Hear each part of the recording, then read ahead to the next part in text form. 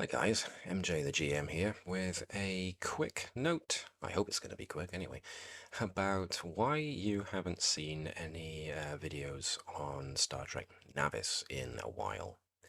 Last video I uploaded in this case was in about May, so it's been about 3 months.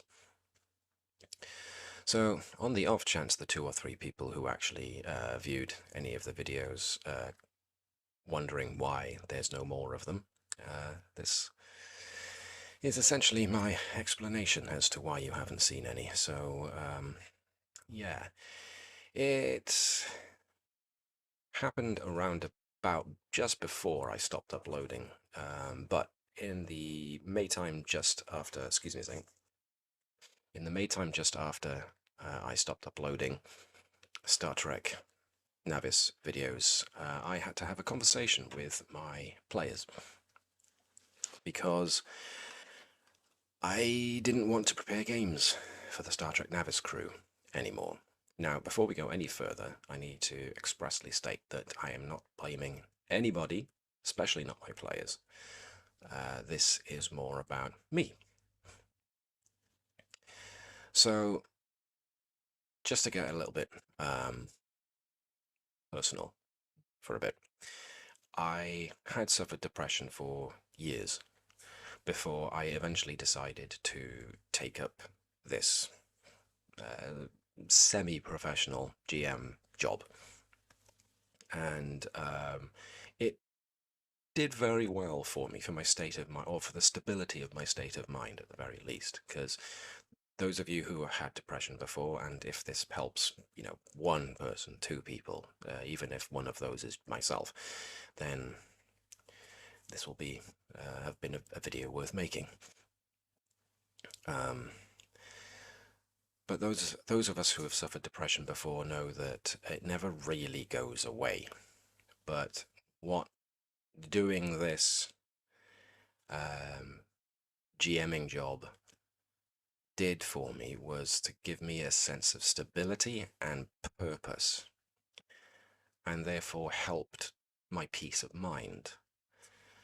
So it gave me it gave me something to aim for every day, and it really did help. But after 2 years of doing it for the Navis crew and continuing to do other games too, these were not paid games, but nevertheless doing quite a lot, I started finding that I didn't want to do prep for the Star Trek Navis crew anymore. I found it very difficult to motivate myself to do so. And I figured that it was just another trough in my mood. Like I said, depression never really leaves you. It comes back for a bit as your moods fluctuate. So I was hoping this was just going to be another fluctuation. But I'd prided myself on having quite a few games prepared ahead of time. So even though my players were playing an episode, I had probably prepared 6, at some point even 7 episodes ahead of where they currently were playing. So I found that quite useful to myself. I gave myself a massive buffer zone just in case I fell behind. Unfortunately, in this case, my buffer zone was shrinking and shrinking as I was finding myself entirely unable to motivate myself to do these games. What led to this?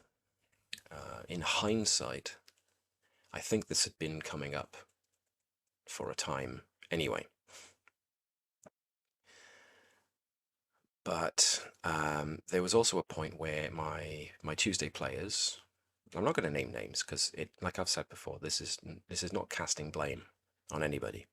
This was my players expressing their right as players to see something they wanted, which in this case was more into character roleplay. I guess they started feeling that a lot of the games we played were focused more on skill check, resolution, and story, episode story, skill check, end. And if that's not what they wanted, then that's fair enough. They speak up. and they did. So I started creating more character-driven, or more character plot, more background plot that they could have a bit more interplay, a lot more role play and less skill check into sessions with members of their crew. But even that wasn't helping me turn the inspiration on to do this stuff, and to come at it from another direction. Well, before I do that, first let me jump back to the topic here, which is I felt myself very much in a funk, and so I went to look for help. And I didn't look for professional help, but what I did do was I went to Reddit. And I know Reddit can be weird and very, very aggressive place, but the couple of places that I've gone to on Reddit, I've always found to be full of very nice, helpful people. And in this instance, I went to a Reddit board for GM advice, and I very much stated plainly that I'm in a funk. I can't get myself motivated to do these anymore. Has anyone else been through this? How long does it last? You know, is there a way of getting yourself out of this? And to my surprise and maybe a little bit concern, everybody who replied within the hour of my posting this question pretty much said the same thing, which was, GM burnout. This surprised me, I have to confess, because I'd always considered myself, and this was backed up by other people's, my friends and players' opinions of me, which they had stated, saying, I am a very, very imaginative person, and I'd never really envisaged the point at which that well of creativity could ever dry up. My brain was always firing about something. So this was like very much incredulity, I think, was the first thing that struck me. It's like, really? I am suffering from GM burnout. And the more I read other people's opinions, and the more I interacted with these guys on Reddit, and the more I then looked into GM burnout, it seemed like that was where I was going. As such, I took the advice of a lot of these people, which was to stop GMing for a bit, start playing in other people's games, even asking other players to GM for a bit, just to ask for them to take the load off of me for a while, and that's what we've ended up doing. So, for those who have wondered why the Tuesday Navis videos have stopped coming in, it's because essentially I had this conversation with my players, and I said, can't do it anymore. I'm suffering from burnout.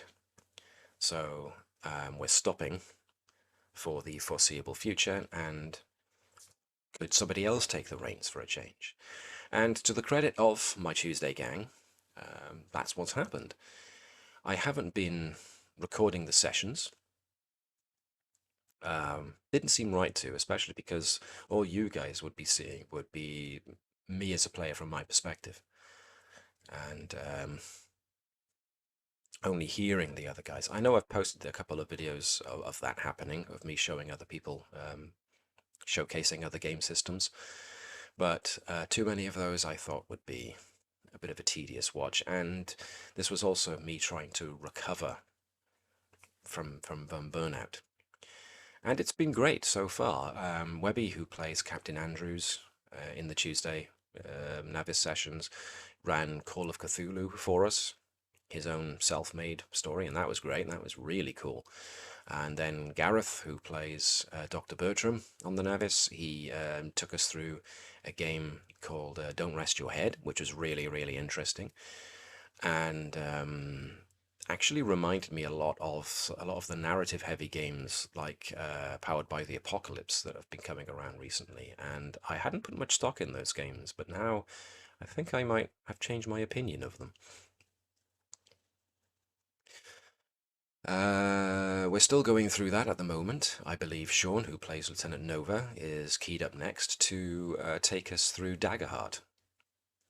And we're going to do the beginner adventure of Daggerheart to see how we feel about that. Does this mean that we're close to bringing back the Navis? I'm going to have to go with, unfortunately, I don't think so. for the time being, I'm still finding it very difficult to motivate myself to do this. Now, we still have the Star Trek Combs gang, and for the moment, I'm having no problem still hosting that game, especially because they are behind slightly in the, or by quite a margin. So there's still plenty of Combs adventures left to go, and they will continue to be run and popped up here on YouTube for those who want to see it. And if you do watch it, then thank you very much. I hope you enjoy them. The Combs crew have their own thing going on as well, even though it is playing the same stories that the Navis crew went through. But there's enough of a difference that it's creatively very interesting, especially with the whole Starfleet Klingon divide, that will make things very interesting here from here on in. But eventually, of course, they're going to hit the point at which I stopped for the Navis crew. So, but that's a while in coming yet. So hopefully by then I will have worked this issue out. But there may be more to it. This is another reason why I'm bringing this on to discuss this openly. Because GM burnout does happen, and as stated, I've found other people that have gone through it and have said this is how I got through it. So GM burnout does happen and does need to be talked about, because we're taking a lot on ourselves being games masters to try and do these games for other people, especially those of us who are trying to do it as a job as well as a hobby, which I know is dangerous. We put a lot of pressure on ourselves to do this, and eventually it can lead to burnout. So we need to take care of ourselves better in that regard. But there might also be another facet to it that I've only come to recently realize, which happened when a member of my family wanted to get tested for ADHD.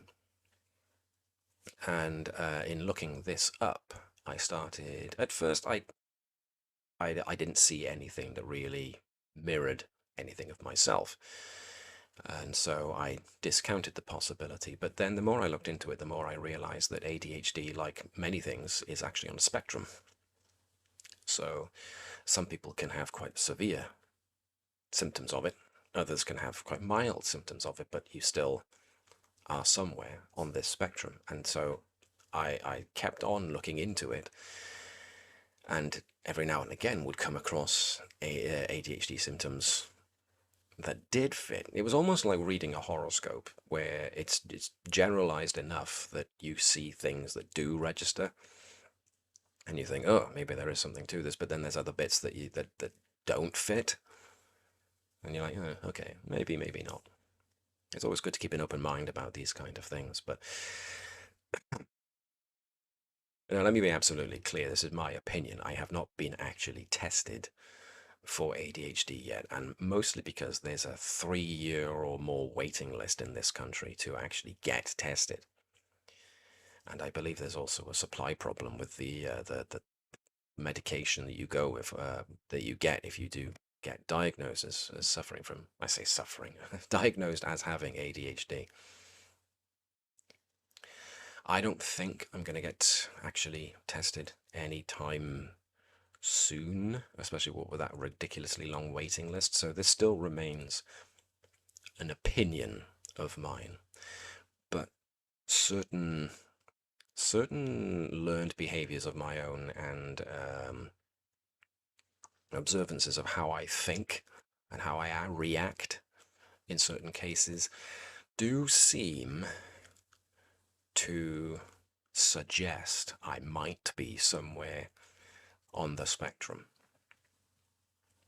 The thing that reads especially pertinent would be the whole ADHD aspect of rejection and how badly ADHD folks take it.